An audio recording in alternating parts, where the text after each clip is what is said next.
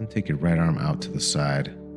Your left arm goes onto the outside of your knee as you sink into a revolved twist. You're looking over your right hand that's directly out to the side. Your knees have dropped to the floor. This will feel great first thing in the morning. You get a crack out. Okay, bring your knees back up to the center for a brief moment. Take your left arm out to the side and drop your knees to the right.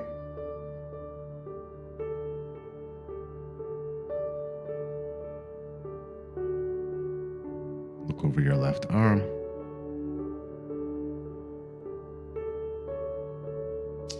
And hold it for a few.